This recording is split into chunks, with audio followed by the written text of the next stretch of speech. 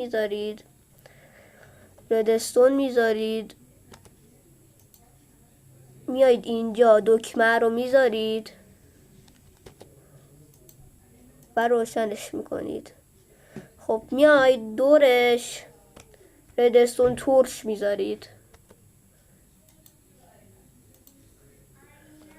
تا الان نگین این ردستون تورچ ها اینجوری شده باشید یعنی 90% کار رو رفتید. حالا میایید و اینجا رو میکنید روبروی همون بلاکی که گذاشتیم و میایید میکنید و میایید TNT میذارید.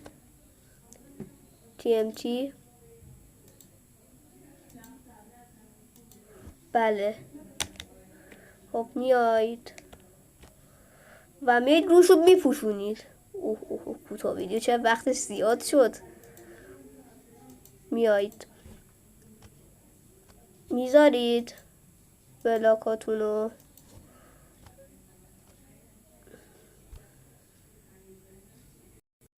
خب بچه ها تلمون آماده شد. حالا ما میریم میکنیمش. الان تله کار میکنه. بذاریم ما وقتی بیایم چوب بکنیم، بذارین الان بریم چوب بکنیم. الان میبینید الان تله داره کار میکنه و بدبخت میشیم.